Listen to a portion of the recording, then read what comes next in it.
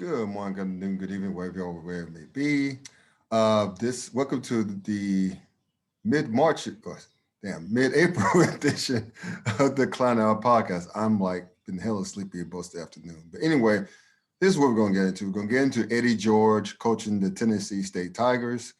You know, how big of that the news is that in the world of HBCU sports, as well as rumors of guys like legends such as Ray Lewis and Ed Reed want to coach HBCU football squads, per Deion Sanders. So you never know. Would it help? It couldn't hurt in my opinion. But we're also going to touch upon NBA stars sitting out, otherwise known as load management, this season. So I know I'm watching the Sixers and Nets tonight, and a lot of guys aren't playing that game tonight. So I'm pissed. I'm annoyed. Let me see how you all are pissed or annoyed as well. So until then, please, one more thing. Please subscribe. Hit the subscribe button in the lower left-hand corner.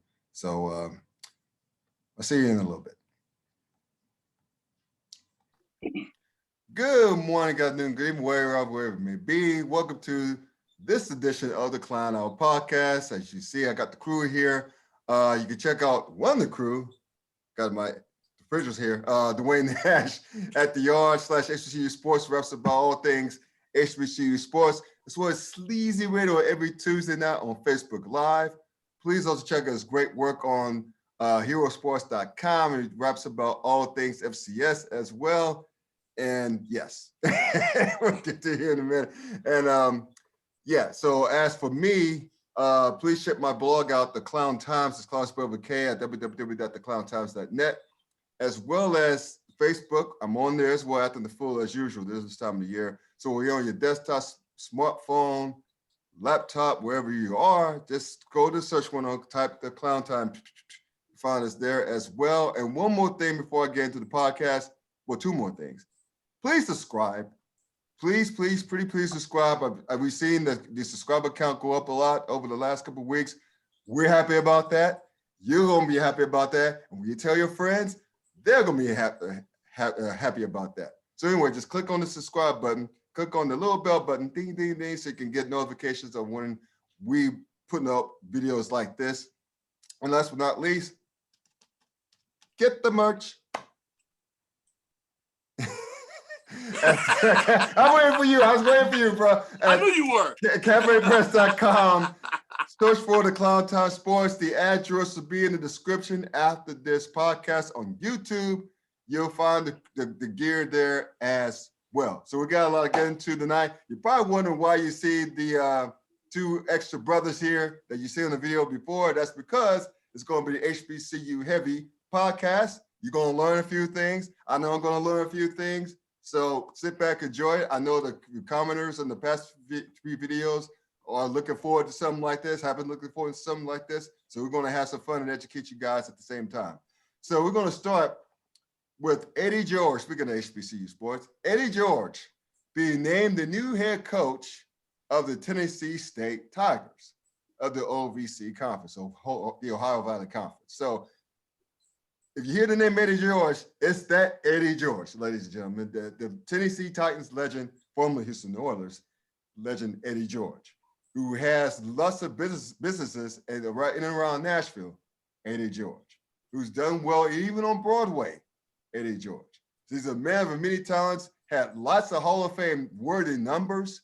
If you break down his numbers, he's had over 10,000 yards rushing, and he only played 8 years, but 9 years. But if you divide those 9 years, you find that he averaged 1,000 yards, over 1,000 yards every single season in the NFL. So he was a stud. And he was also a Heisman Trophy winner for the young folks out there. But I started to say this. I think Tennessee State followed the lead of Jackson State to hire a big name as a big splash to get some excitement around the football program, which generates more money, which will generate more attention, and hopefully bring in more recruits. So I'm just going to kick around. I'm going to start off with Dwayne. We're going to go, I guess, clockwise around and just give our opinions on this. So Eddie George to Tennessee State, is it going to do a lot of good, or is it going to be another publicity stunt going bad? Oh man, time will tell. I question it, and the same way I question Deion's hire as well. I don't know. Matter of fact, I question this one a little bit more because Eddie doesn't have any coaching experience whatsoever. None. Right, and that's the thing that concerns me. And people, some people are kind of taken aback by my response, but my retort to them is this, and I'll ask this question of you guys as well. Sure. What do you think the fan of, say, Florida State, Alabama, Miami, how would they feel if Jerry Rice was hired as their head coach? How would the University of Tennessee fans feel if, my man Robert Mathis out of Alabama A&M, also with the Indianapolis Colts, well, how would they feel if he was hired as their head coach? The same way that, Scott, even you and I have responded to other coaches, more recently, Joe Judge, of guys who haven't had. I still say, who the hell is Joe Judge? Coaching experience whatsoever. But to Joe Judge's point, at least he was an offense. At least he was a special teams coordinator, and he's had some times in the collegiate ranks. Right. He paid his dues. Yeah, he paid some dues. He's got more mileage. Yes, he's got some mileage. He's got some mileage, just like Prime. Prime has some mileage. High school but level, even but even on the collegiate level, if you were to say that, hey, we're bringing in a guy that doesn't have any college experience whatsoever to lead your program on what is technically a Division I level football program, you would scratch your head and wonder why. But we already know what the answer why is, right? Right. In Deion's case, it's Hall of Fame, NFL Pro Football Hall of Famer. Yep. Many-time Taney Pro Bowler. Many-time Taney All-Pro. Yep. Many-time Taney Super Bowl champion.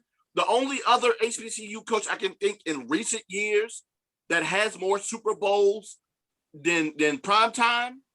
Are you guys sitting back? Are you ready for this one? We're sitting down. All right, I'm gonna see if you get this name. Monty Coleman. Wow. Oh, okay.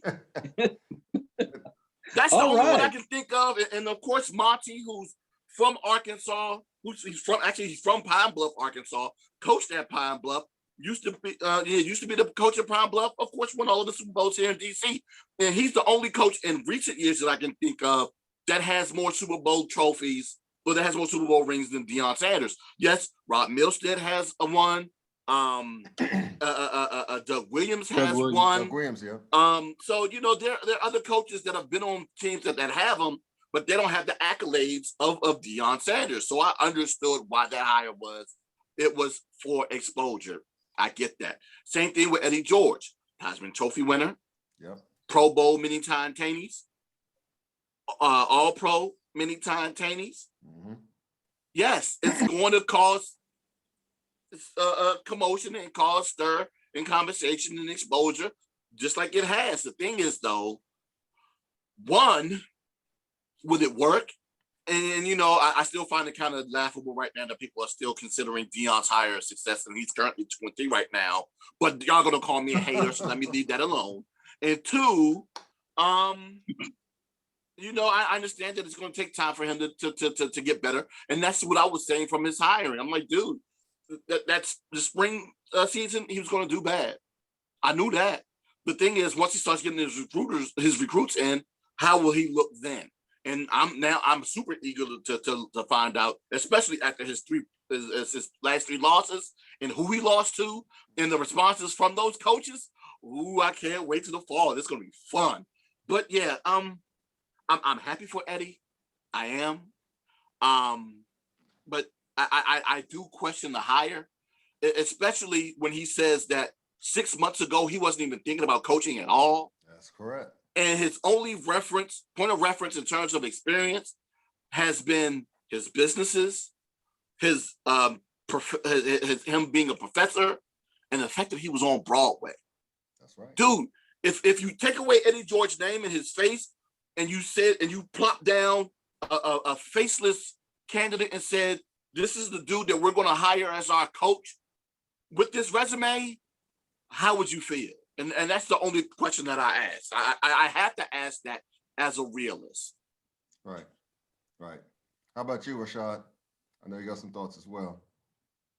Yeah, I think Dwayne hit it dead on the head as to, this being really a move in terms of getting a star on campus and with that program. And this is, TSU's version of, Dion. It is what it is. And I think I could kind of see that coming. I could see the trend. I thought to myself when Dion was hired, I wonder if the other schools, in the SWAC are going to start doing this, because we all saw it as, hey, they have Dion. Now we know go up, recruits are going to go up. It's going to bring so much attention, so much notoriety to the university and to the football program. And now I can see that other schools are saying, hey, they've done it, so we can do it. And I think it'll do the same for our university. And so that's what it is.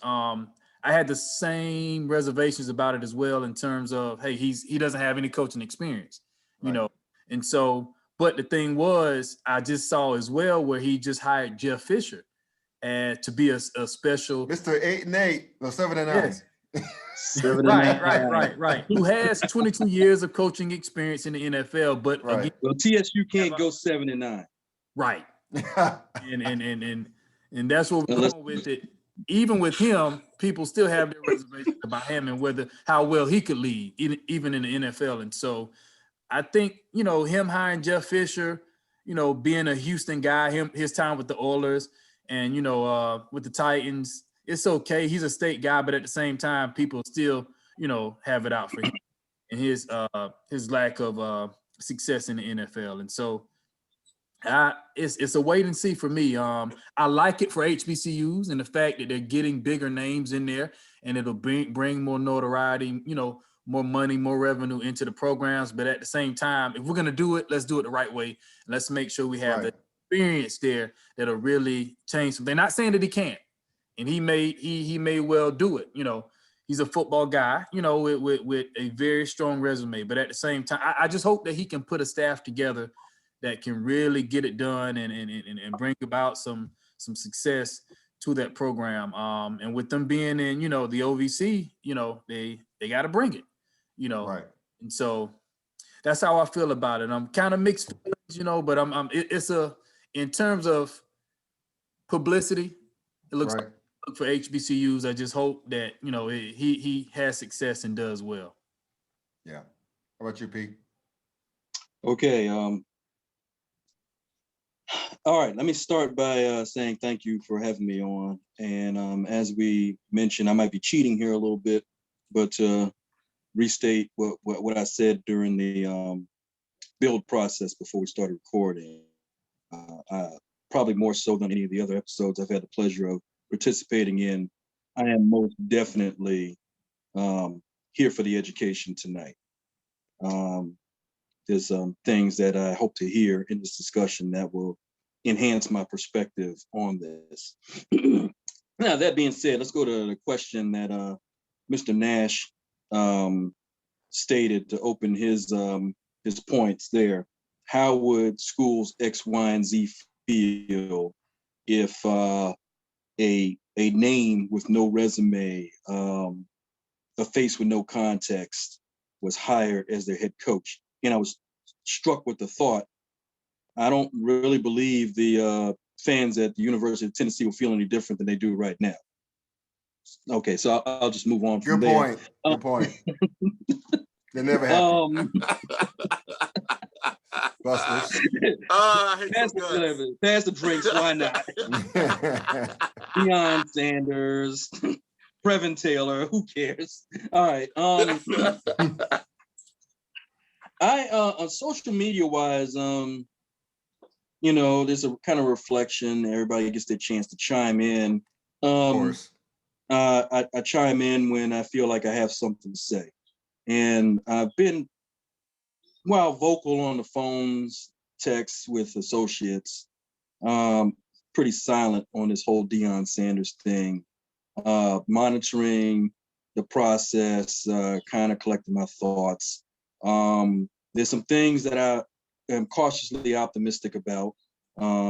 Resources, the ability to generate and turn over more resources, to tap into the business aspects of it, to kind of gain some footing on there. I don't appreciate some of the backhanded comments about the state of HBCU sports in general. Yes, that is primarily my issue there. I won't necessarily stay on that for very long, but it's year one. It's spring ball in a pandemic. No, he didn't inherit much. He wasn't going to do but so good. Treated it as a extended spring practice season. Let's see. Nothing. There's nothing really concrete to draw from the Deion Sanders experiment until the conclusion of the 2022 season. And to be fair, really the 2023 season, where his first recruiting class is played for 2 years. So you really see what he has. How much of that recruiting class will actually hit the field is a different question. More on that later, I'm sure. As for EddieGeorge, I read it, and I think the news hit, and I was clearly like, you know what? I probably didn't get enough sleep last night. I should probably go back to bed. Again, to Dwayne's point, what we got here? We got a guy with the, great NFL player. I have a hilarious story about a friend of mine from our high school days that had a on the field run-in with EddieGeorge. Please share. No, we don't have time. We don't have time. We don't have time. Okay. Yeah, Dwayne knows about it too, so he's shaking his head. Okay, got it. The run-in. No, I don't know about it. I want to hear it too, but we don't have the time, man. We don't have the time. I will just say this: the run-in was very one-sided, and it didn't go my buddy's way. That's hilarious. My man ran into a professional NFL running back in high school.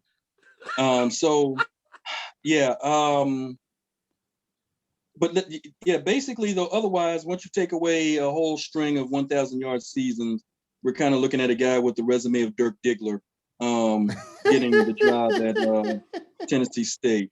And yes, good Dwayne, movie reference. If I was a Tennessee State fan, I would have to wonder. We have a man who's interested in a lot of things: acting, karate, finance, tofu, fondue, botany. What does this got to do with football? Right. And finally, there's going to be the ongoing rotating discussion about all this with the NFL athletes with no real coaching experience going back and forth. And there's no right or wrong on it. The big thing is publicity and exposure. And I do struggle with that. There are many that believe that there's no such thing as bad publicity. There's no such thing as bad exposure. Right. There are those like myself who will question, what is exactly are we getting exposed, and what is this value? Is this to say that part right there, that we absolutely had no exposure at all? And to what difference does it really make? Now, I know that sounds like a dumb question. What difference does it really make? But what I am saying is kind of going back to the statement, here to save HBCU football. Right. Pretty condescending. Saving what? Pretty condescending. Yeah. What are we saving this from? Right. That's what a lot of people have beef. Did I miss something? What do we say? We on the endangered species list? Some people say yes. I don't agree with that. Me personally, I don't. What are we talking about? Is somebody sitting here saying, well, you're not doing anything unless you're viewed on the same platform or in that same universe as the SEC? Come on, man. That's not realistic. Right. That's not going to happen. I said this to somebody. He did not go to an HBCU, but he thought it was very important going back to the move that A&T made to the Big South. Mhm. He thought it was like the best thing since spicy nuggets. And Spicy you nuggets are know, good. who doesn't appreciate a spicy nugget? So, or 6 of them for less than $1. Yeah. So There I you mean, go. right. So yeah. So he, I was sharing my frustration. I was sharing, that I think there's going to be a time where the cultural fit matters. And if you're seeing a significant cultural misfit, you might not see the results on and off the field that you expect to see. And he disagreed with that, which I understand. But he said this is more important than that. And this is about, that exposure and maybe even taking that step to Division I. To which I'm like, I never how certain is it that going to FBS is really that important, is really that beneficial? To which I could also argue that where our fans are concerned, most of these HBCUs could drop back down to Division II and it would make the fan a lick of difference. Yeah. It's still a halftime. It's still a homecoming. There's still going to be fish sandwiches. I know there's other aspects to it. There's plenty of them. But I said, when you're talking about this quote unquote exposure, who are we talking about this exposure to? There's answers to that, though. Don't get me wrong. There are other strong countering opinions that are very valid. Yeah. So, but those are the questions whenever this sort of stuff, that's kind of what comes to my mind. Yeah. I look, I mean, I get it. I think Dwayne and I talked about it when around the Dion High. And I think you fellas are on there. Is this shit a dog and pony shit? Or is it really, I mean, what's the end game, right? I mean, we all don't think that Dion's going to stay longer than 2 to 3 years. I mean, I know we're cynical by nature, but we're also realistic. I mean, what if like starting next fall, this coming fall now, I should say, and Dion starts a 2-year run of like division titles, SWAC championship here and there, and if this Mike Norvell cat don't work out at Florida State, and if they come calling to Dion, you think Dion's gonna say no to going back home to the Sunshine State? Of course not. They're already considering. To be completely. Go ahead. Oh, no, go ahead, Prep. I was just gonna say, to be completely honest, Dion doesn't have to win one more game to get offered a position coaching job at Florida State. Right. You could argue that was already overdue. The question is, obviously there's the cash involved with that. How much you're going to pay Deion Sanders to be a position coach. But if his value at Jackson State on the name brand of Deion Sanders is supposed to be so large, why would it not be magnified at Florida State? Correct. Alma mater. Yep. That's home. That's home. That's his dream. Go back home. Well, not just that, it's quote unquote a bigger stage. Exactly. Because it's FBS, it's ACC, it's Power 5 conference. Right. So it has nothing else but to do but to rise. Right. But to Previn's point about exposure, my God, the whole conversation about exposure as it pertains with HBCUs is a deep and wide one, right? Because it touches on so many different things as it pertains to recruitment, as it pertains to television deals and advertising, and of course, revenue from that, and of course, attendance numbers raising, tuition numbers raising. And so exposure has a lot to do with a lot of different things, but my thing is this, right? To kind of give a little sense to this, outside of playing a sports writer on TV, I am a graphic designer by day and by trade, right? And one of the things that a lot of me and my graphic designer friends and other arts friends that work as freelancers, we always talk about is one thing: exposure bucks, right? Because there are a lot of people that love to pay with exposure bucks. Why? Because it's so easy to give, and financially, it actually costs you absolutely nothing, right? Yep. The thing is, what would HBCUs benefit from all of this exposure, or how will they benefit from all this exposure? And it's one of those things, once again, just like we talked about earlier, it's going to take some time to see exactly how all of that works out in both Jackson states. Well, actually, in Jackson states, Tennessee states, the SWACs and HBCUs favor, right? Because we always talk about, oh my God, all of this stuff that comes with it. As of right now, and we're probably going to talk about it a little bit more later on. The amount of games that come on ESPN or come on television due to the Deion Sanders effect, right? Right. I'll go ahead and say this right now. And we've said it before on the show. This isn't necessarily benefiting the SWAC. It's more so benefiting Jackson State. And I'm not necessarily mad at that. I just want other people to really truly understand that, because if this was truly benefiting the SWAC, this first place game, which is coming up this weekend between Prairie View A&M and Arkansas Pine Bluff, would be on some sort of ESPN. Right. It's not on none. Right. It's not even on ESPN 3. And that's something. You know what I'm Ain't that saying? something? So this whole thing of this helping the SWAC, where that though? Where that? I don't see it. The shiny new toy. Remember the shiny new toy you mentioned? We talked about? Maybe in 2022. Hey, but you know what? The same way that they were capable of making changes on the fly to push Jackson State games, and let's be real, when the season first started, all of their games were originally on ESPN 3. Right.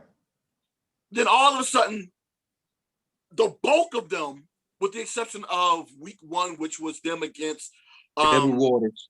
Against Edward Waters, and once again, Edward Waters is NAIA, and they're looking to move up to Division II in the SWAC. And I'm wondering, I guess this will be an off-the-show conversation with Rashad about how he feels about that move, but I digress. That first game was on ESPN 3. Then week 2 against Grambling was on ESPNU. And then all the rest of the games were pushed up to ESPN. So if you can make these moves with them, why can't you make them with everybody else? Or at least make a move. In this case, they didn't even make a move. Right. They're not even going to show this game on TV. Right. Now, Magic City Classic is going to be on TV, on ESPNU, Alabama State, Alabama A&M, but it's always on ESPNU. That's not new. Bayou Classic, I'm glad they got that off the ground, dealing with the as it pertains to COVID issues with Grambling. That's going to be on on NBC Sports Network. But once again, that's always there too. So that's not new.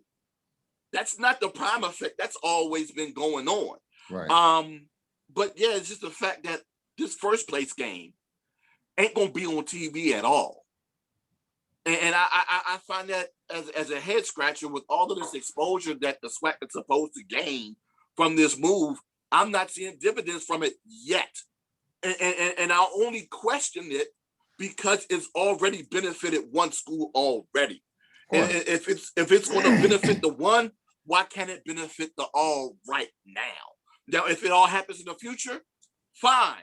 Shame on me for pointing it out. I'm not afraid of being wrong. Ask the women that I've dated. I've been wrong often. That is not new. I brush that off now. That's fine. My thing is, based upon what I see right now, though, where's the benefit? We talk about the financial ramifications as it pertains to the exposure. I know we're going to potentially talk about the Pepsi deal later on, but one of the things that they've missed out on in terms of how that benefits them, of course, is a network deal. They're not. Oh my God, I don't even want to go into that because that's another whole rabbit hole as itself. We're supposed to be focusing on the Tennessee State hire. We've got my EddieGeorge. Right? So That's why I question right man. now, how does all of this exposure really benefit anyone yet? Because we're seeing right now, the exposure isn't fully benefiting Jackson State on the field right now. But Right. once again, it's COVID, it's spring football. They weren't going to have a whole lot of time and turn around to get a team that has been averaging 4 wins a season for the past 6 years turned around that quick. It wasn't going to happen. Same thing can No, be that said about wasn't. Tennessee State. Yeah. You know, they also have been averaging 4 wins a season for the past 6 years.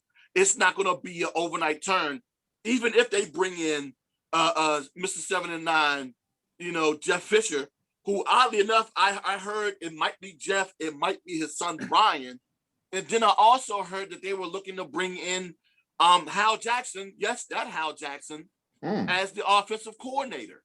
So, and also I heard something today about potentially bringing in Ray Lewis onto the staff. So there are names that are talked about that will look great on paper to come out there and coach this team. But how quickly will they be able to turn this team around, especially in the conference, like you said, Scott, that is currently ruled with an iron fist by Jacksonville State, and a team that's been doing so for like the past 7-8 years right now. So, will this exposure help them out on the football field, and how much does it necessarily? I don't even care about the conferences they're in. How much does it necessarily benefit the programs that they're in? Because as it pertains to attendance, with Jackson State was already leading the nation on the FCS level in terms of attendance already. Yeah.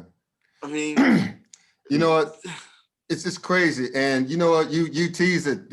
I might as well just get to it because, you know, I was trying to look at the glass as half full, right? Because I try to, like, because again, I did a video, a short video, like early in the week about the optimism running EddieGeorge.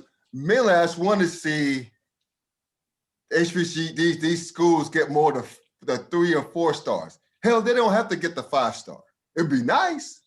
And I know EddieGeorge, his name alone will attract some more young men because, as we said earlier, he's a damn Heisman Trophy winner, and he played for 9 years in the NFL at a high level.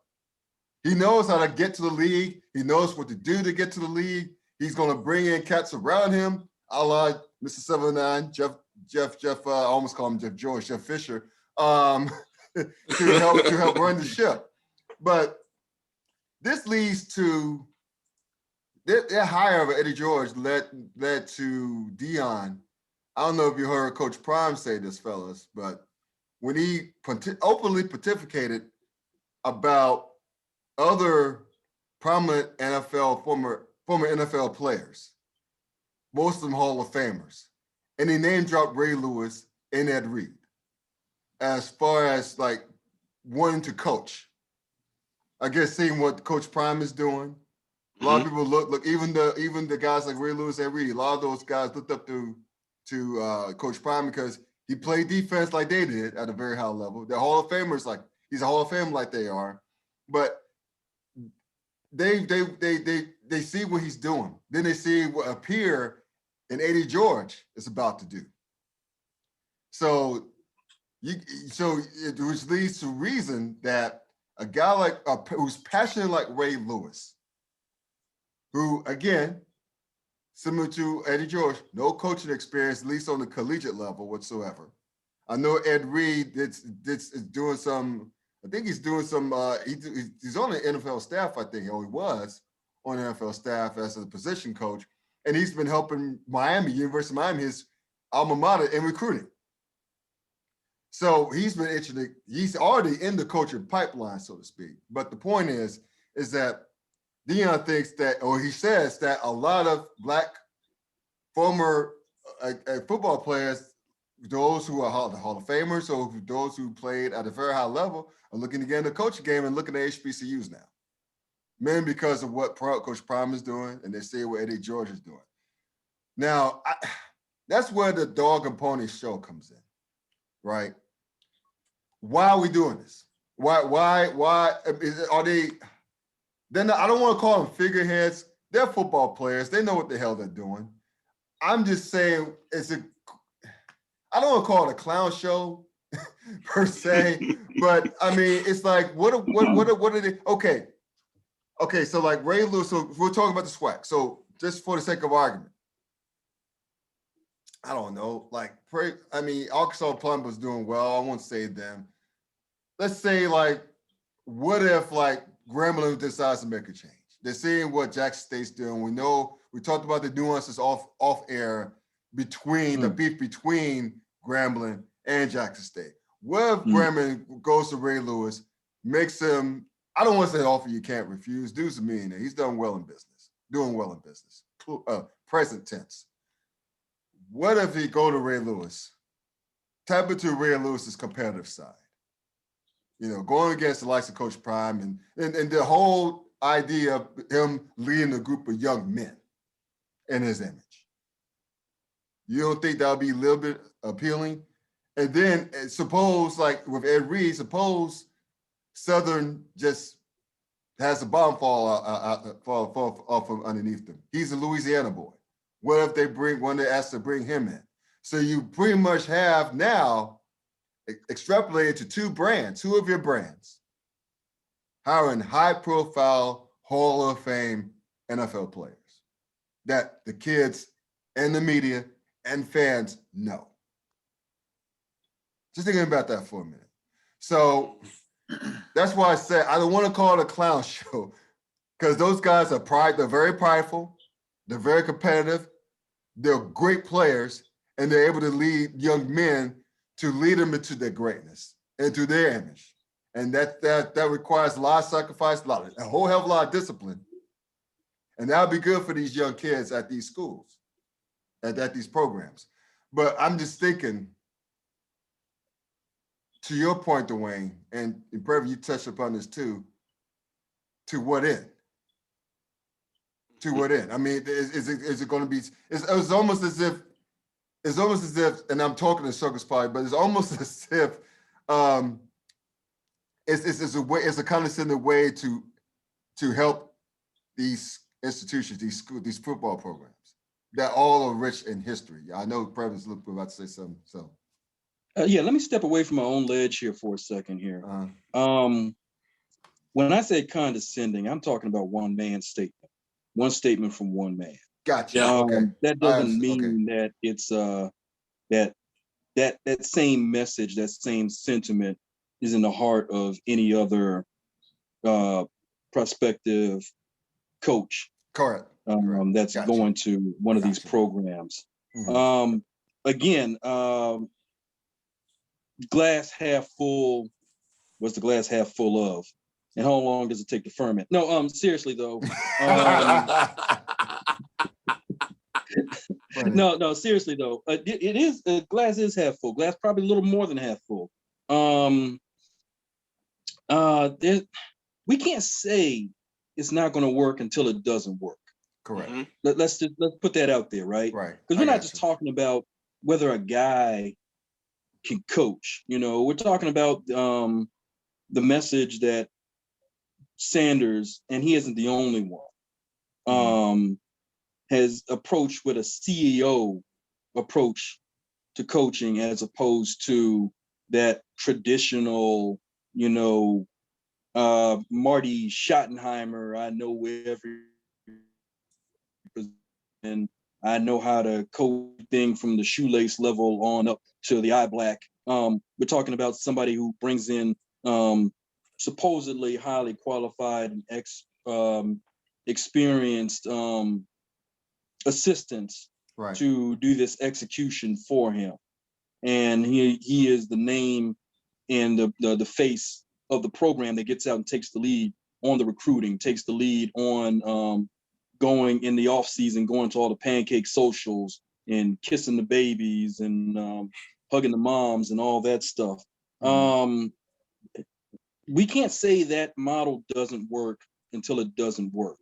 And traditionally, particularly in the college ranks, people have been not terribly open to that sort of approach. So we'll see if it works, and if it doesn't work, it could be that your Ray Lewis's or that your Eddie Georges are also looking at following that format. You know, I'm going to bring in the most competitive person I can think of, supposedly, in Jeff Fisher, whose historic record screams of nothing else but highly competitive. Every game, every year is a testimony to close, almost making it highly competitive. I'm sorry. Oh my God. But once again, Tennessee State cannot go 9-7 or 7-9. You go 5-7. Yeah, 5-7 is equivalent.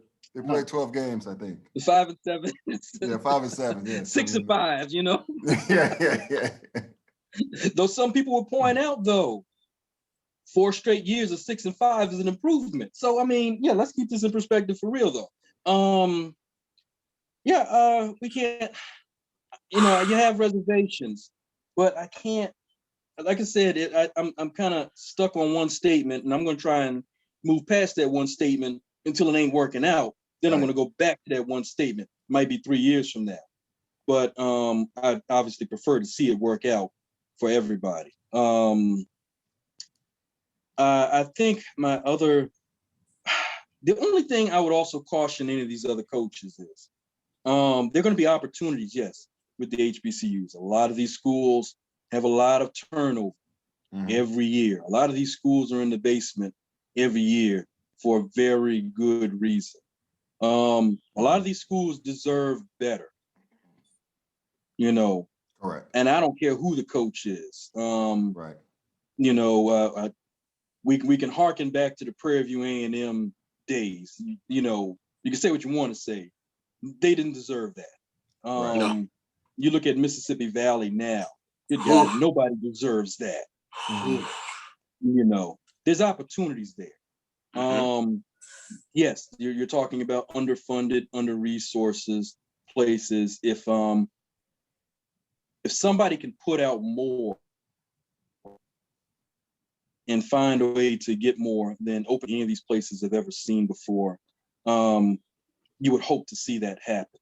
My only other thought is in where this latter, and this extends prior to Deion Sanders and Jackson State. We're talking about going back 2 years with another athlete. I won't go into that, but I think Dwayne and a couple other people have heard me say when, you know, well, look at what such and such is doing now for the HBCUs. My response is, we are not your fashion statement. Right. All right. Yeah, that's a good point. That's a good point. Rashad, do you have anything to add, brother? I was just gonna say, yeah. I mean, I don't want to see HBCUs be looked at as a stepchild. I'm proud of our heritage and our culture and what we've done in college football, you know, through the decades. It's a great brand, a brand I've watched, you know, for decades. And so, you know, whether it was MEAC, you know, SWAC or SCI, whatever it was, you know, I've enjoyed that college football experience from, you know, the gridiron to the bands. I think it's a great brand. It's great football. And so I don't want to see us be looked at in that way, because that's not how I perceive us. I look at us as great, just as great, you know, any other division, you know, whether it's FBS, D1, you know, I think we're just as good. And so we have to look at ourselves in the same fashion, in the same way. And we do deserve better. I even remember going back to what Previn was saying, even with Grambling's strong heritage, I remember seeing on ESPN how they were saying their, you know, facilities and the things they had weren't up to par, even to the point to where some of the players were almost going on strike or something to that effect. Yep.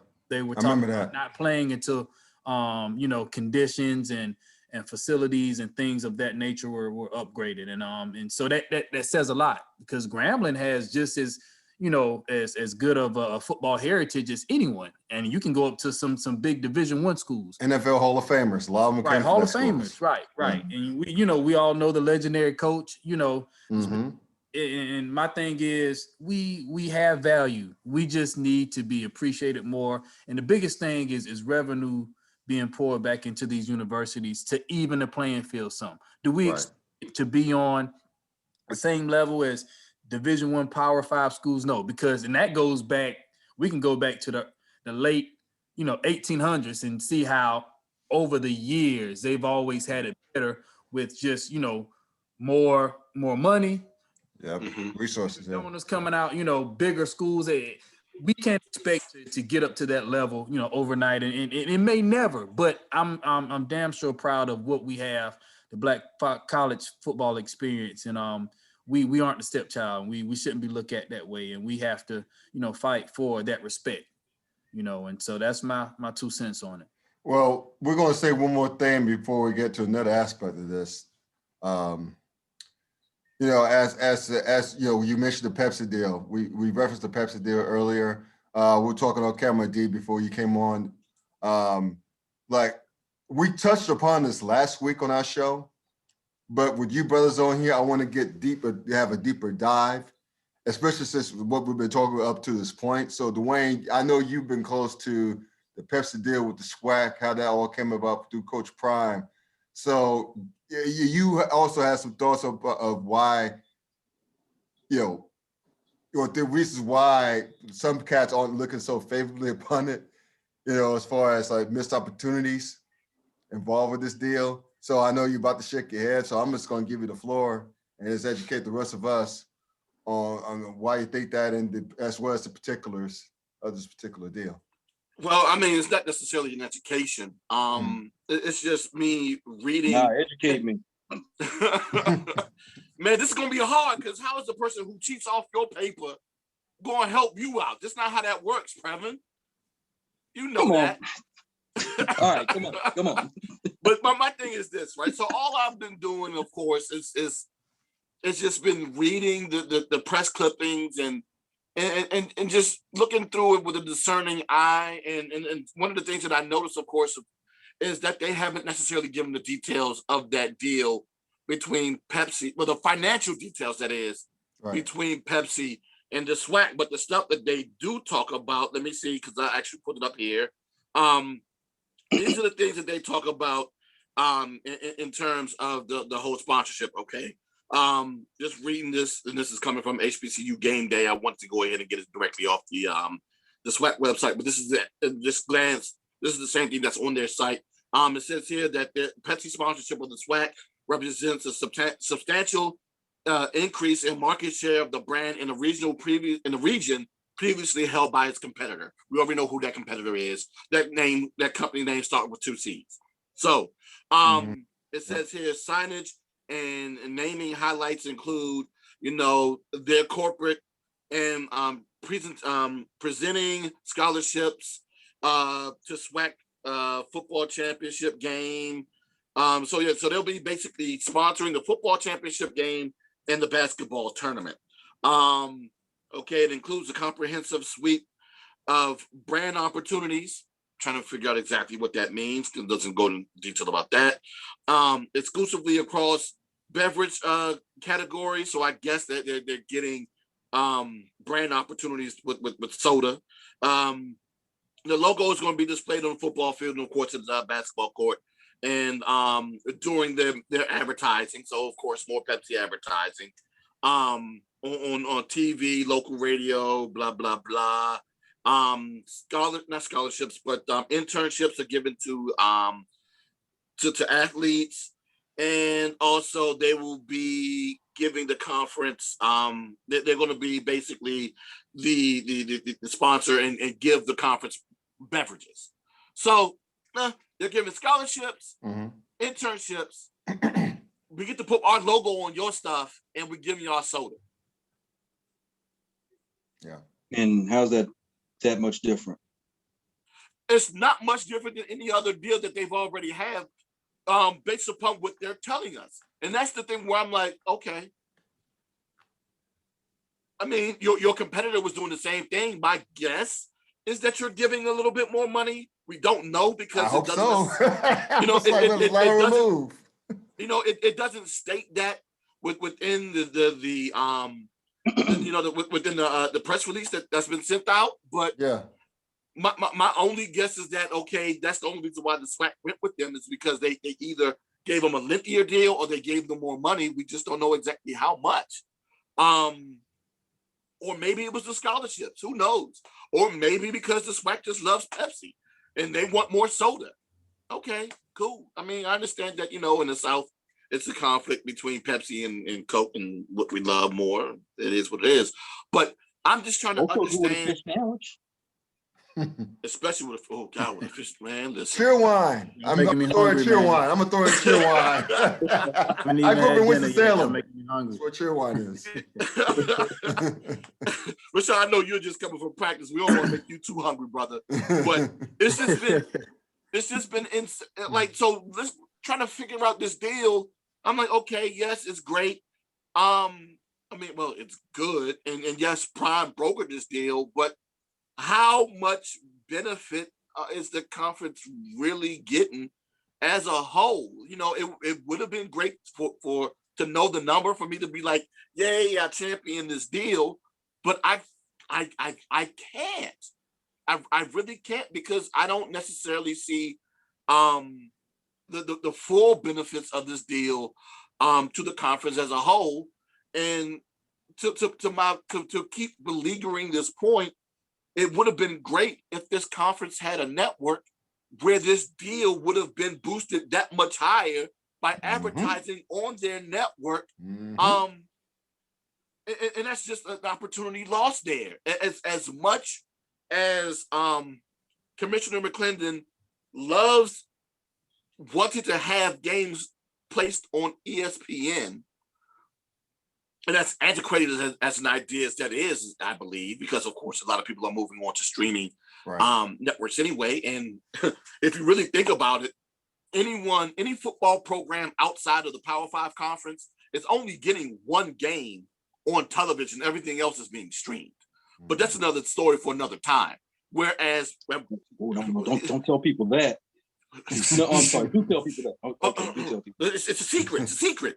But that's why I always found it as a head scratcher. Well, not always, within recent years, finding that as a head scratcher that this is what we're looking to attain when almost everybody else is already only doing one game. Hell, Big South has a network. They're not necessarily pushing. I mean, they get maybe 1 to 2 games a week on TV, and 2 is max. Yeah.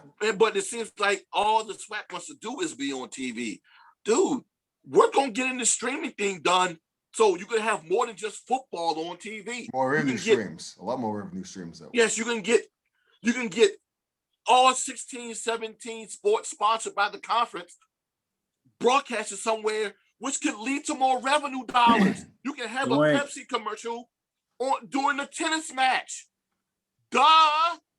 Dwayne, you know what I just thought about, and you hit on a good point. When you think about a school like A&T who has such a great track program and people are to follow, that would be great. Not just broadcasting football, but other sports. I mean, there's a lot of people, including myself, that watch track on TV that people don't, you know what I'm saying? Other sports that people are interested in and would pay, to watch, just bringing other sports into the fold is where that could help, especially for a school like, you think about A&T programs. I'm talking about our top 5 in Division I, period. Power 5, top 5. With the track team being number 2, I think in the last ratings, and the only school being ahead of them was Arkansas. Yeah. Correctly. I mean, that's big. And some other sports who need the attention and notoriety as well. So that's a great point. And to that point, Rashad, there were a lot of people who were extremely critical of the naming rights deal that A&T did with BB&T Bank, which is now Truist, a couple of years ago. But people really don't realize this. That's the first of its kind on the FCS level. Of its kind, right? So much so that the SWAC was looking to replicate that entire concept because they saw how that can actually boost more revenue. And the way that could boost a little bit more revenue, of course, if you were to have more sports broadcast on TV. And to your point again, Rashad, had the MEAC had a network deal or at least a streaming deal with ESPN where all of their sports were broadcasted, it would have been more beneficial to A&T to negotiate more money because people were like, oh my God, A&T didn't get enough money in that deal. How, Sway? Do you even know how this deal works? And for this to be the Apollo mission of its kind on this level, what is the benchmark that we are supposed to follow? Now, maybe they did lowball themselves. We'll never know. But they could have gotten more had they had track and field streaming on ESPN like they're going to when they move to the Big South. Because what? You can go ahead and leverage the fact that BB&T Bank Stadium is going to be said over and over again during all of these track meets, which is going to be aired on your network. Hello? Right. Hello? And they have a lot of national meets there. Yep. Yes, and the Olympic qualifying meets. Yep. Yes. It's funny you mentioned. Yeah. Go ahead, Brevin. No, you touched on something a little earlier where you're talking about the SWAC's supposed obsession about wanting to be on TV, particularly SWAC football on TV. The greater exposure to the heritage of Grambling and Southern was born by network television by way of a made-for-TV game, which is kind of a big deal. I think it's just a matter, not to be critical, just observing. I think it's just a matter of that's what they're comfortable with. That's what they've known. That's what's worked for them. I know, antiquated. I'm not arguing. That's not the point at all. I'm just saying that's how they got here. And I can imagine why you're thinking, well, that's where it's at. Our brand is our brand because of that game on Thanksgiving weekend on NBC, on national TV, where beforehand, nobody had seen HBCU football on television, national television. We did it. We were the first. We were the biggest. We've got the other big games, that the other HBCUs have never had, with those attendances that the other HBCUs have never had. And if you could, I guess in their mind, you're going to sit here and say, well, if we can get Magic City on ESPN as well, which, not the strip club. Yeah. Sponsored by Magic City Classic, sponsored by Magic City and the Little Pepper Special. Boy, that would be lit. But go ahead. Sorry, Previn. Go ahead. I had to throw that in there. But I mean, well, I'm not here to count other people's chickens. I'm just saying. It's just, I can imagine that's why, there's a perception of the limits of an imagination. I mean, I understand that, we got here on the pedal bike, right? But now we're being passed by the likes of everybody in a car, in some sort of car, right? Great analogy. The SEC has blown past us in the Bugatti. The ACC is now in a Ferrari blowing past us. Notre Dame been blown past us years ago. Texas been blown past us years ago. Yeah. Now the Big South got a car. My God. Ohio Valley got a car. Everybody else got a car but us. And how, dude, we can't be cute out here trying to get dates on this pedal bike and everybody else got cars. That's part of the reason why we can't get talent in here, because as much as everybody likes to talk about exposure, and I'm extremely critical about exposure, right. I still understand how much exposure can be beneficial, and how you can parlay exposure into revenue. I understand that greatly. And the thing is, we're missing out on that opportunity because, hey, man, we used to ride a bike when we were 16. Now we're 40. It worked when we were 16. We went from the 10 speed to the 18. There you go. We can go a little bit faster now. Pull the gears down. Yeah, but now everybody's passing us. And I always find it comical when people try to compare the state of HBCU football to what's going on in Power 5 conferences. that's completely different. I know we've talked about it on the show, and I'm not going to go into detail about that again. My thing is, we probably need to consistently make that statement because there's a lot of people aren't listening. People. First of all, it still will never cease to amaze me. Mm-hmm. HBCU alum, non-HBCU alum alike, mm-hmm.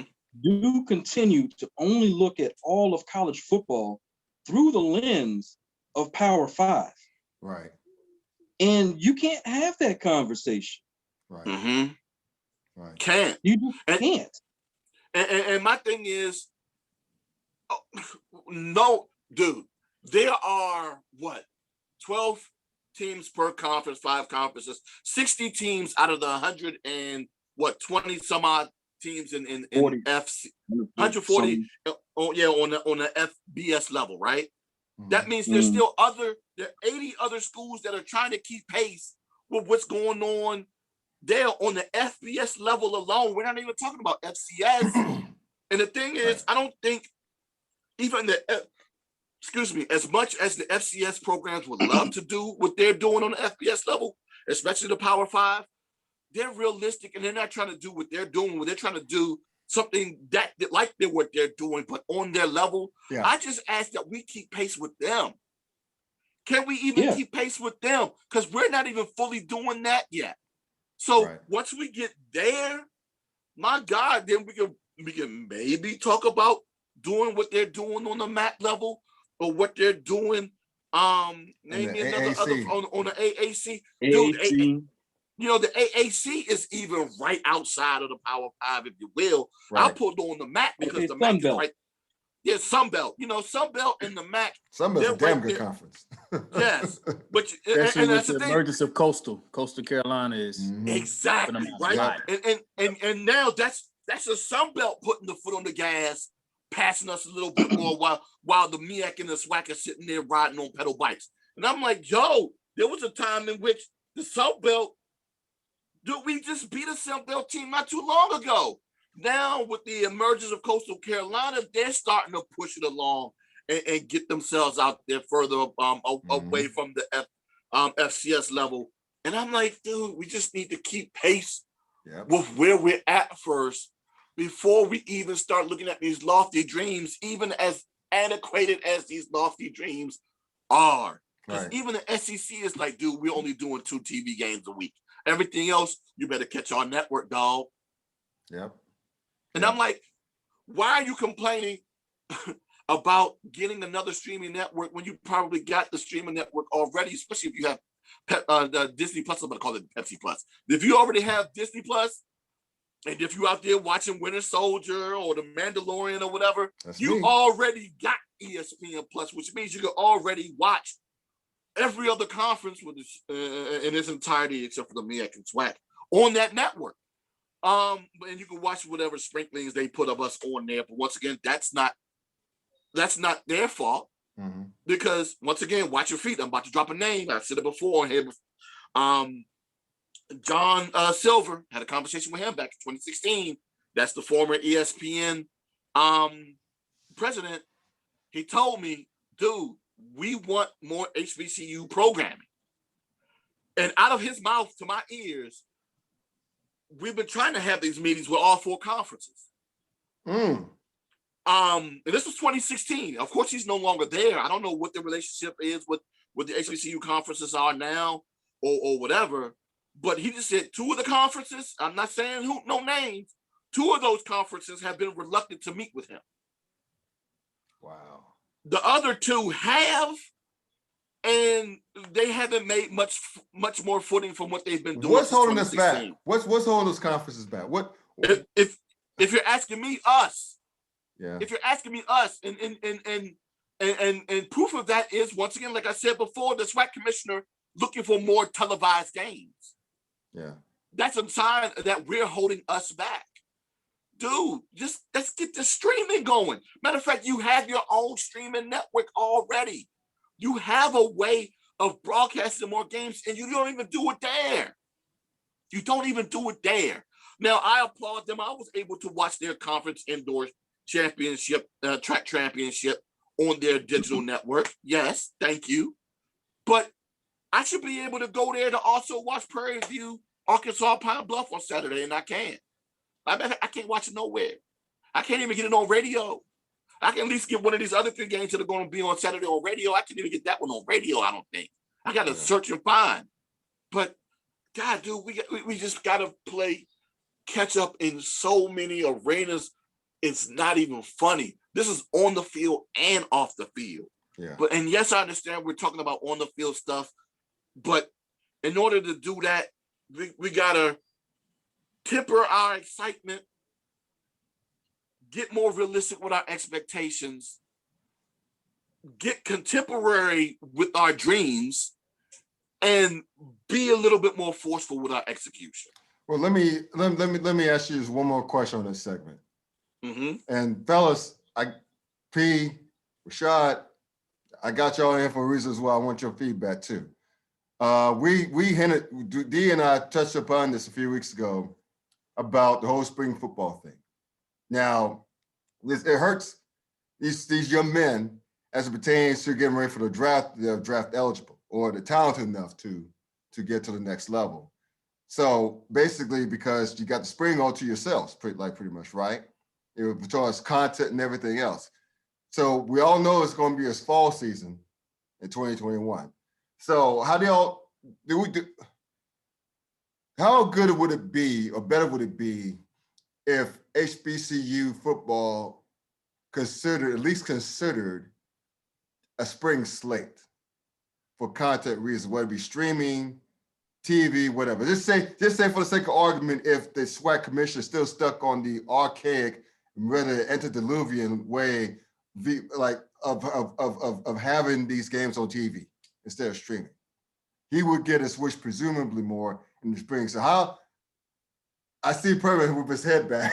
So I'll start with you, brother. How do you, when we work our way around counterclockwise, how would you feel about a spring, if they considered a spring slate and went away from the fall slate? I've heard the proposal before, and I think my question would come up with when the proposal was thrown out on a media outlet, television or radio. I'm not sure exactly where I heard it. I think it sounded great, and I'm saying it only sounded great to ask the question, seeing that we're in a pandemic. Mm-hmm. It wouldn't have come up if we weren't in a pandemic. Right. That being said, mm-hmm. I don't even know what the NCAA has to say about a permanent move of various independent entities to a spring slate. I think there would be more, the NCAA would be concerned, obviously, with some sort of structure leading towards participation in the national, some sort of national tournament or championship format. That would be of a concern. But that's a question I have. That's not an opinion. That's not anything that has anything to do with opinion. If we were not in a pandemic, mm-hmm. I don't know that I see the need for it. You could argue that this part of the spring being approaching a quote unquote dead period mm-hmm. in televised sports, not a lot of competition. That can't really be argued. That's true. I don't know. I'm very traditionalist, I guess. The thought doesn't, and I'm not crazy about the thought. I kind of look at a disruption. Let's matter of fact, let's touch on the Celebration Bowl. Okay. All right. Let's touch on that, for example. Now, with us being A&T alum, some of us have had the luxury of going to all of these things, and some of us have not. I can tell you, first and foremost, I've never made a Celebration Bowl. Principal reason being, I literally only have about 2 weeks to turn around and figure out, good God, how do I work that schedule out? What about the kids in school that up to that week? My Christmas shopping money. Plane ticket to Atlanta, because I sure ain't driving. this, and this, and this. These are challenges that HBCUs have not really had to consider by comparison to the alumni and boosters of predominantly white schools on Division I level, because there's so many billions of bowls, high and low profile, and you pretty much know where they're at every year. They're going to be in some sort of vacation type environment. Right. Let's face it. Around here, Virginia Tech, UVA, they know where they're going somewhere at the beginning of every season, unless they just bomb. They're like, look, we only need 6 wins and we're going to Florida. Somewhere in Florida, we know that. They've already made those travel reservations, those arrangements. They've got the cash on hand to drop. Let's go.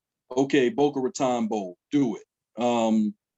Las Vegas Bowl, do it. You know, it's already in the programming. It's already baked in the app, right? Spring football is kind of the same thing. Where I'm thinking, especially if you're going into that homecoming type format, it's not a big adjustment, but it's a different sort of disruption to the fan base that is used to making their plans and doing all this stuff in the fall. Can there be an adjustment?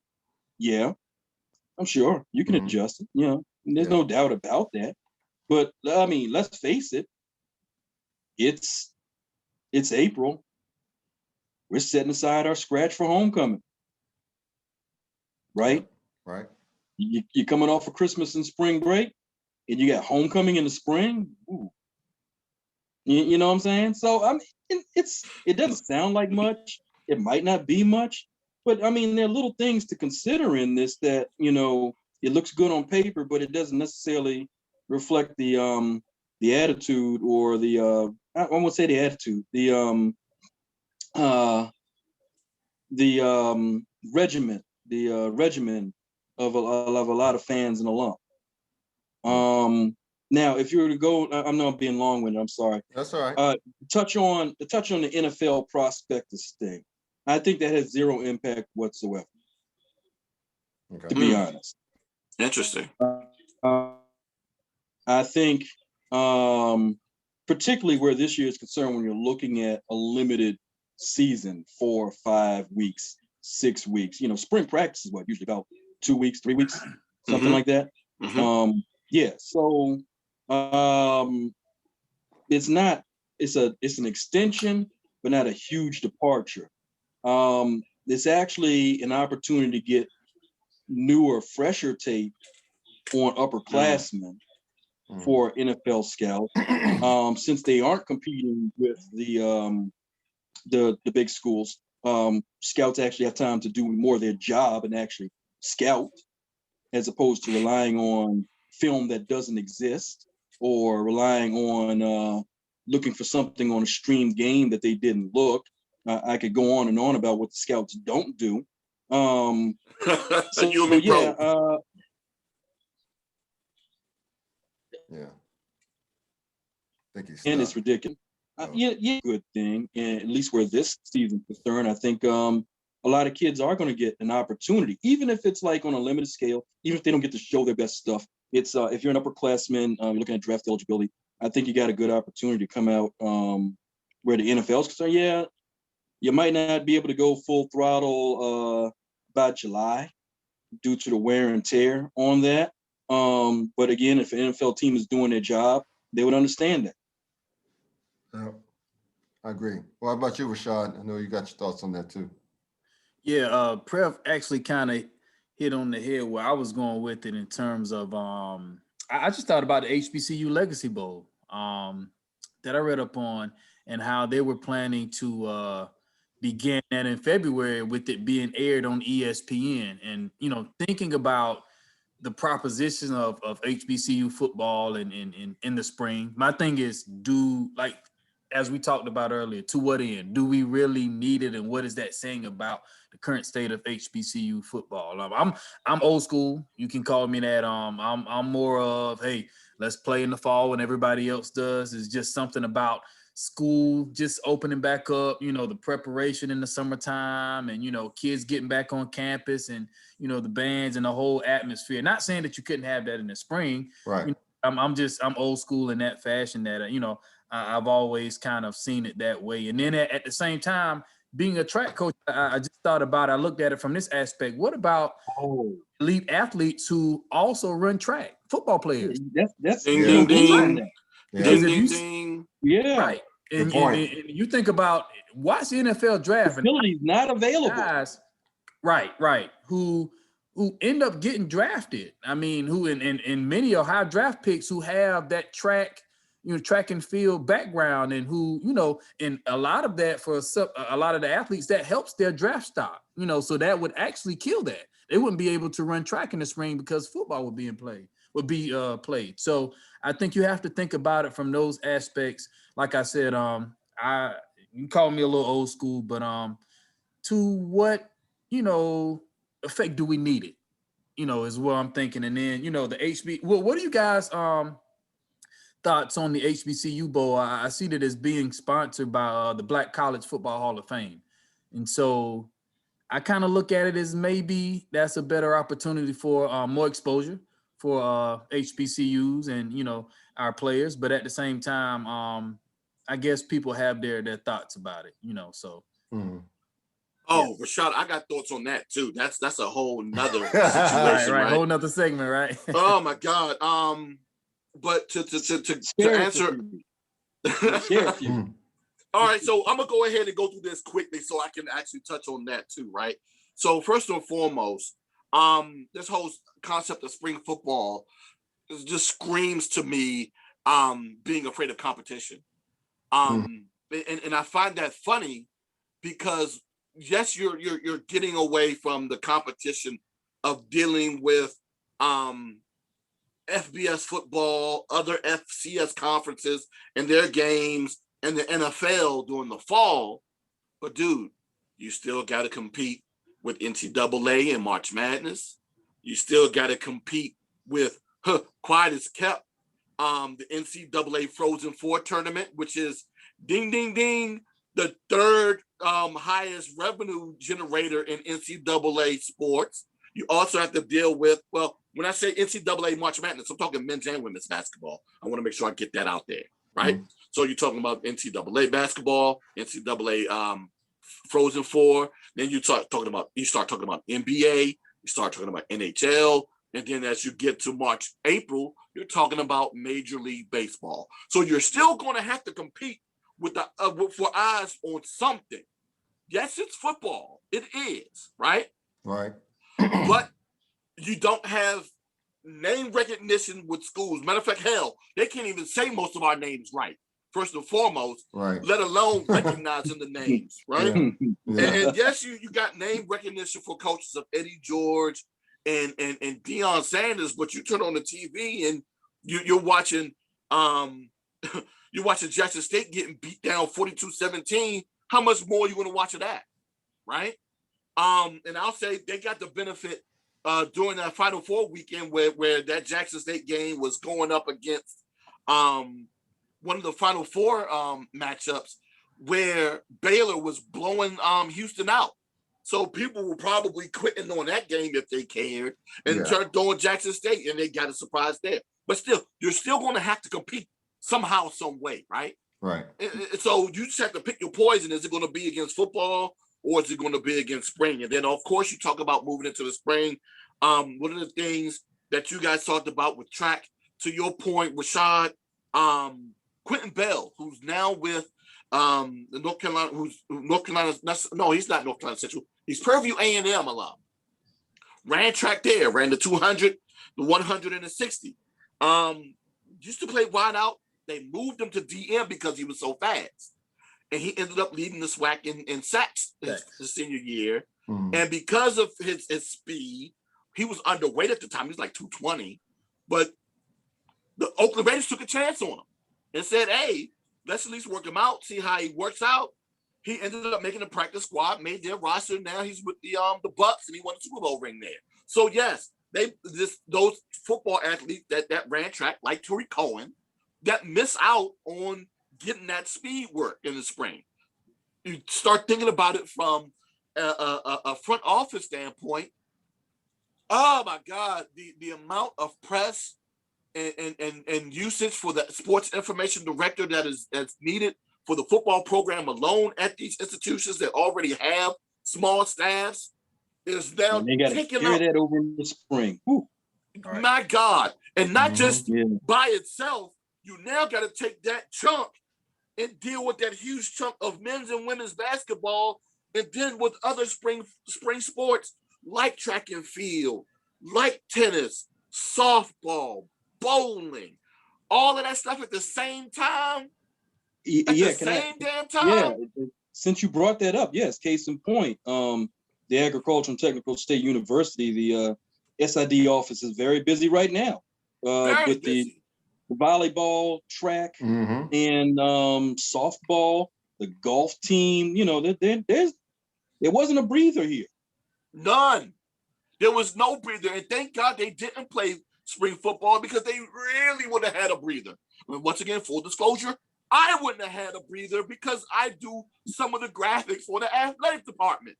So I'm there doing stuff already for this spring, and I'm not complaining, not at all, because I love doing this work for my alma mater.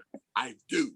But basketball, men's and women's, were on they both won their division championships. Women went on to win the conference tournament. I'm not even going to talk about the whole men's tournament debacle. That's a whole nother conversation for another time. Sure. Then you have bowling that won the championship, indoor track championship, national championship for 4x4 men's relay. Then, of course, you had the All-Americans on the track team. Dude, we haven't even started talking about the summer track yet, or tennis or softball, or baseball. So yes, or golf. So you can only imagine how these short-handed front offices at HBCUs have to deal with the stress of covering all sports at once. Look at me, I'm so hyped to knock my head. You're not doing that. Like, get out of here. Get the hell out of my ear, damn it. Guys, I just get situated right, man. My God, man. See, another thing I thought about as well. Wouldn't that eliminate the big money games, so to speak, that you would normally play in the fall? Yes. So a lot of the big boys and I brought up that to play against. So the guarantee games. Yes, right. We talked about that 2 weeks ago too.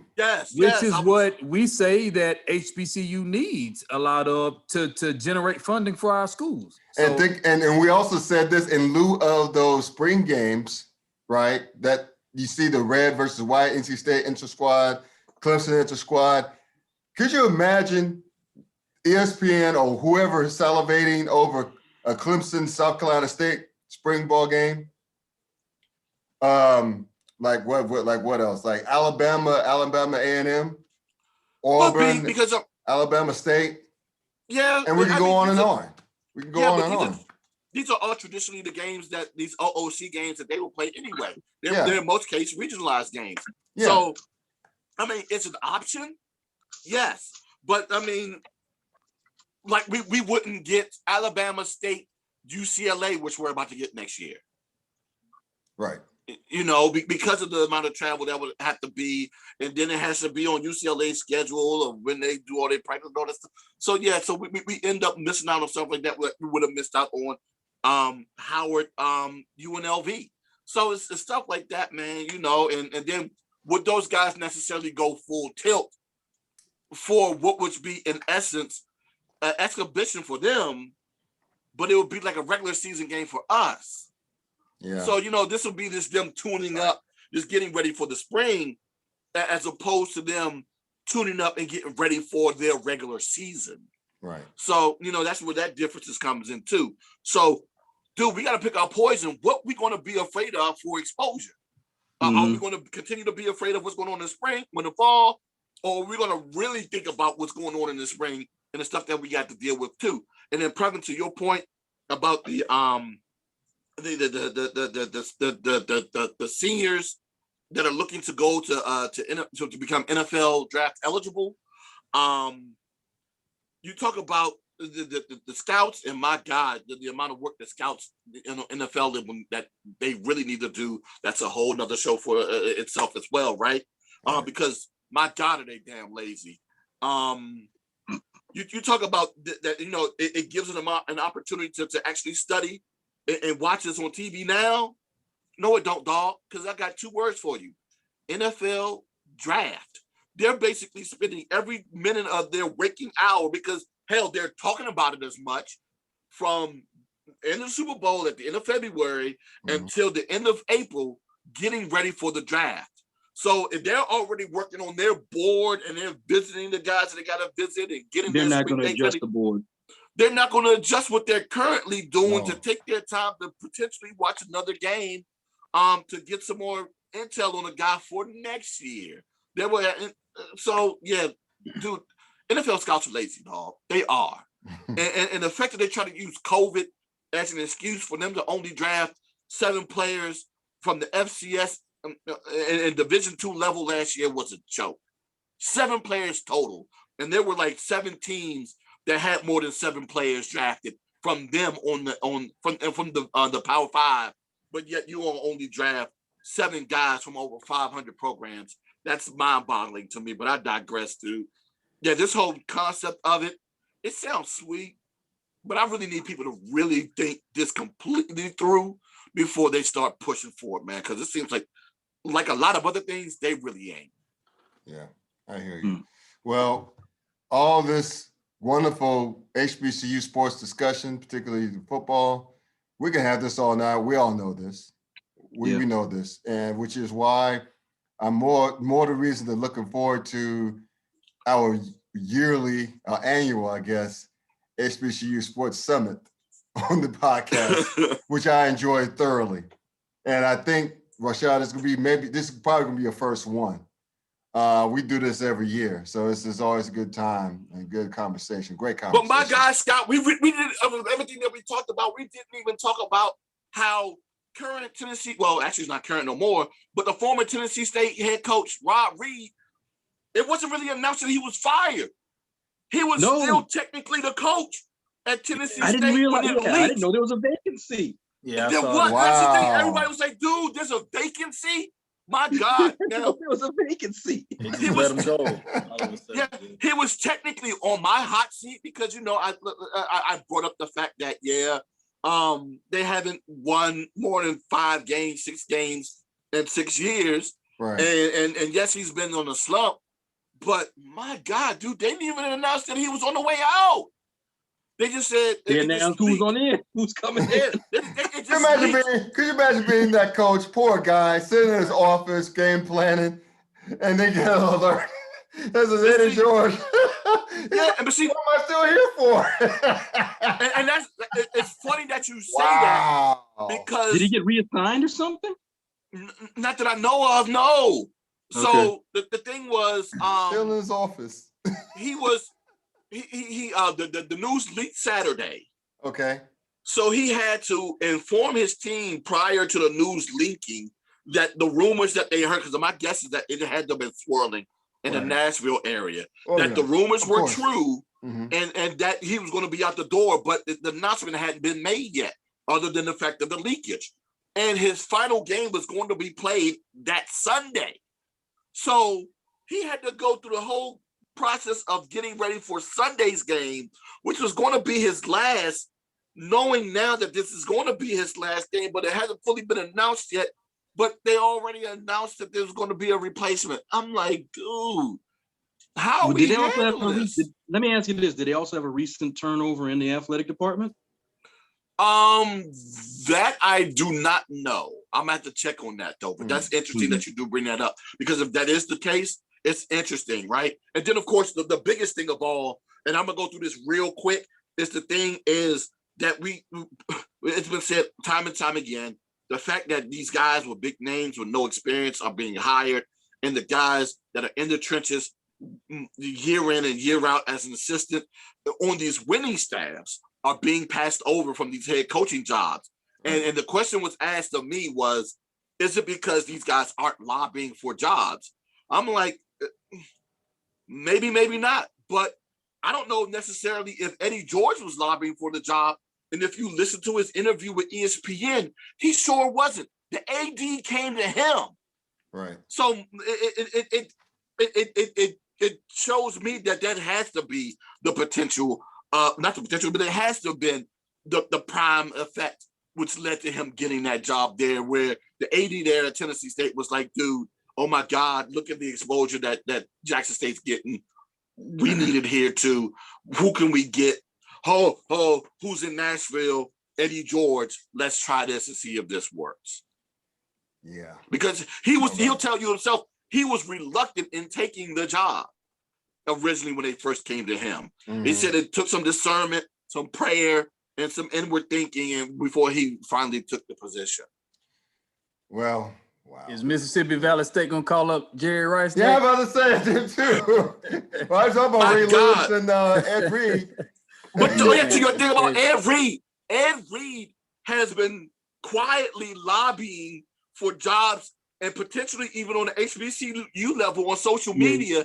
He's actually been at it for a little while. Yeah, so he's been putting that out there, especially on Twitter, and people have been saying, "What about an HBCU? HBCU, dog?" And he's like, "Hey, why not?" So it's just interesting. And one last thing, get this clear. People keep talking about, yes, it's NFL players getting jobs, dude. There have been NFL players, former NFL players that have been getting jobs at HBCUs for years. But of course, we understand that this is the first time that there's been players on this level, all pro Super Bowl champions, that are finally getting these jobs. But that's not demean or belittle the experience that these other guys have had in the past, and that they had to actually go through the coaching ranks in order to get here first. So I get it. Yes, they're NFL players, but hey, you got guns, we got guns too. Sam Washington used to play with the Steelers. Like I said before, with Milstead, used to play in the league for several years.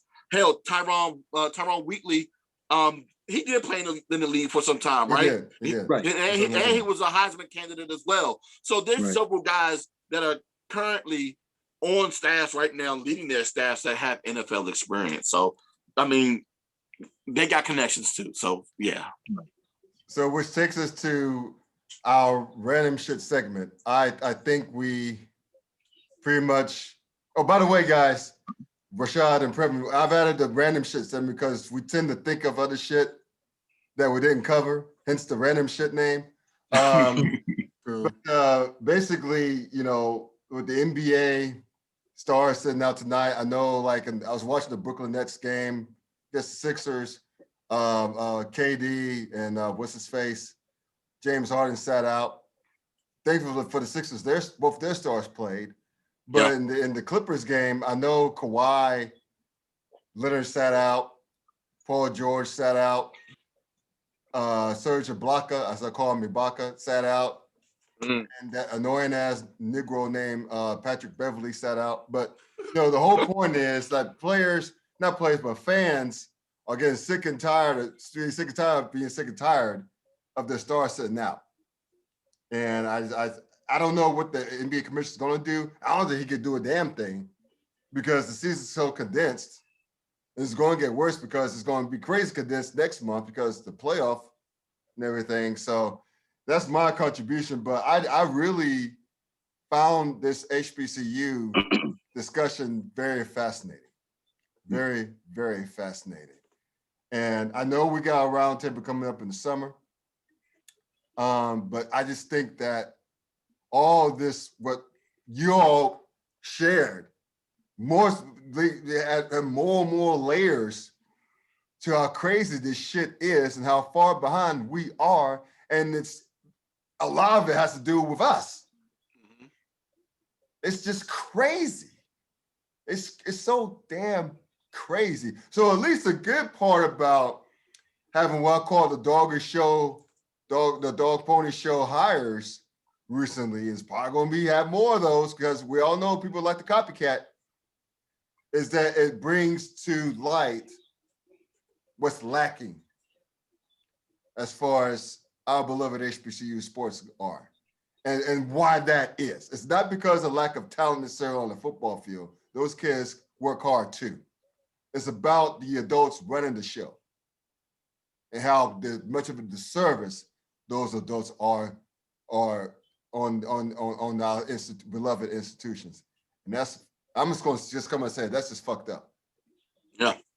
And hopefully, hey, there's more conversations like this going, not only amongst like alums, but just people everywhere, just talking about this stuff. Maybe with the alums of these institutions, higher profile HBCUs institutions, maybe they'll get some traction that way.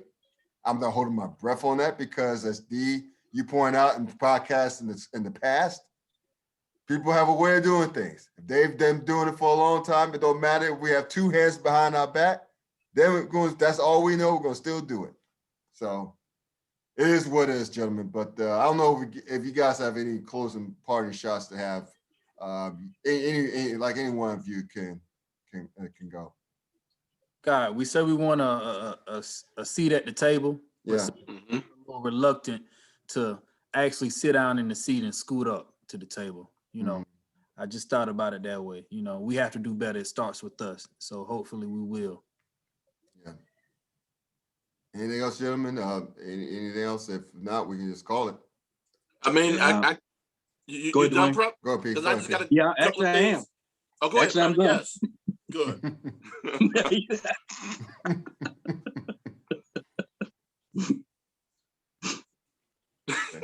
I said I was done. Okay. Oh man, because I got some random shit, man, and I'm gonna go ahead and bring some levity to this entire situation. Okay, good. First and foremost, like I said, there's several HBCU games this weekend. The one I'm gonna go ahead and say keep your eye out on, especially if you want to see some potential NFL talent. Go ahead, turn on this Magic City Classic, which is going to be on ESPNU, 7:30 Eastern. Yes. Between Alabama A&M and Alabama State. Ezra Gray, the running back for Alabama State, fantastic running back. He was the one that actually put the nail in the coffin against Jackson State, heading in their first thoughts of the season. And we also have Akil Glass, who thank God's going to be back in the fall for Alabama A&M, the quarterback there, which will potentially, who's a lot of people are starting to believe, will be the first true QB talent coming from an FCS program, because God knows, your boy out of Bowie should have been one a couple of years ago that got overlooked, but I digress. But right. Akil Glass, quarterback for Alabama A&M, playing for our fellow Aggie, Connell Maynard, who is NFL ready. The thing is, I wonder whether or not a lot of these scouts and GMs will take him seriously, but you'll see some talent. He actually set 2 records on the back of Jackson State. And their DBs, you would think that would be their strength, right? But yet he somehow passed for over 400 yards and 5 touchdowns against that program. But I digress. It should have been worse. It could have been worse, right? But like I said, I don't want to talk about that more because I'm gonna be called a hater again, like I'm always am, right? But once again, some more quick random shit. First and foremost, you talked about the NBA and you talked about guys sitting out. We got to talk about another guy who unfortunately is going to be out for about a year. Jamal Murray, who suffered that horrific ACL injury last night. Yes. Which is, yes, it's bad for the Denver Nuggets. And what they're looking to do this coming month in the NBA playoffs. So, see if they're going to be able to rebound. Shout out this past weekend was I don't know about you guys, but yeah, I still watch pro wrestling. It is what it is. WrestleMania was this past weekend. And one of the biggest things that happened this weekend during WrestleMania, and they actually did it for 2 nights, as opposed to their traditional 1-night thing. Saturday night was the first time ever they had a main event that involved 2 African-American women for a championship. That was huge. And it was by far, it was quite possibly one of the better matches, if not the best match of WrestleMania. So shout out to Sasha Banks, who, for those who don't know, is Snoop Dogg's cousin, and Bianca Belair, who actually used to run track for the University of Tennessee. And my last random shit thing, big birthdays were this week, Monday and Tuesday. For Monday, a lot of us who watch sports films. I know you guys watch sports films, right? Mm-hmm. Who doesn't? You might know this guy as Kevin O'Shea from one of my favorite sports movies, Little Giants. You might know him as Ed, for the lazy writer in that movie. Ed the reporter in the movie Blue Chips. but some of us might know him as Popeye Doyle, or even, got Jay Pritchard from Modern Family. Yeah. But this dude right here, I know that Bama is Al Bundy, the Bama that scored 4 touchdowns in a high school football championship game for Polk High. Yes, sir. Yes. So shout out to Ed O'Neill for his birthday. He turned 75 on Monday, and on Tuesday.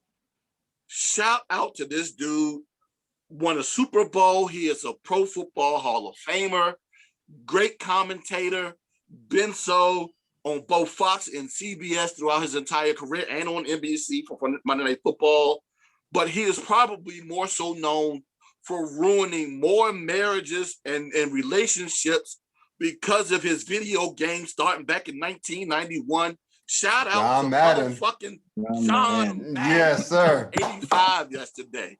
Round of applause. I mean, I applaud him for what he's done, in football. I don't know if I want to applaud for what he's done to relationships, but I'll go ahead and I thought I'd go ahead and bring some levity to this entire conversation. That's my whole college life, man. That was all my college life right there. And look, you know what though? For real, we could have a whole episode on the best football video games.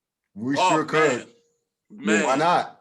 You know what I thought about? Okay. Talking about now bringing the college football game back as well. Yeah. They have been. Yeah. NIL. Name, image, likeness thing. Yeah, that's bringing it back. Yeah.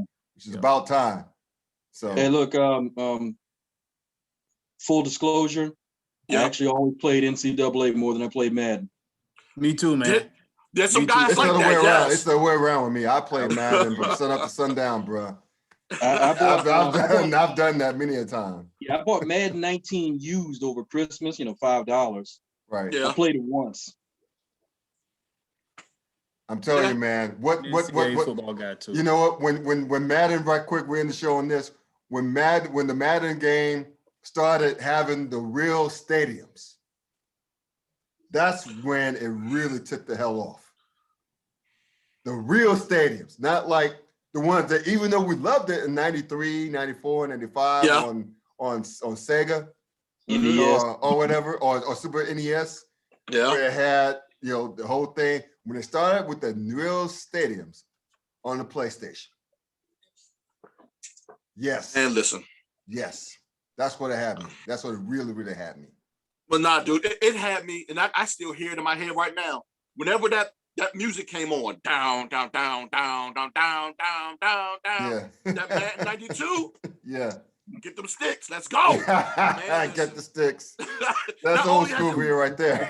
Not only has it ruined relationships in the dating field, man, it's ruined roommates. About to say friendships. I was about to say friendships. I seen fights break out over that. I seen fights break out over Madden.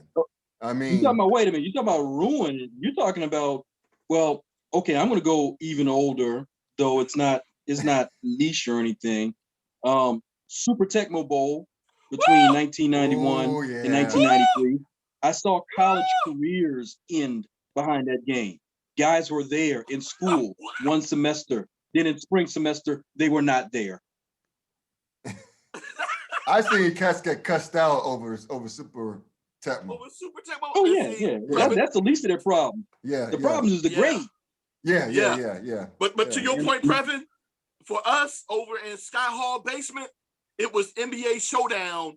And then, of course, I seen the people who lost it because of spades. But that's a whole nother conversation for another day. You're talking about that basement. You're talking about NBA Showdown. You're talking about Madden. You're talking about Tecmo Bowl. You're talking about spades. You're talking about Fight Club. No, excuse me. Yeah, we better sign off. Yeah. On that note, thank y'all for tuning into the nice podcast. You can check out the Wayne's good work on the HBCU Sports Reps about all things HBCU Sports. Sleazy whenever Tuesday now, Facebook Live. And you can check me out on www.clowntops.net. Please subscribe to the channel before we further incriminate ourselves. And please wear a damn mask. Please get vaccinated. I got my 2. Hopefully y'all get your 2 or your 1. Even if Joe John's just been recalled. But at any rate, please subscribe. Get the merch, coverpress.com. Take care. Be cool. We out. For real, for real, for real.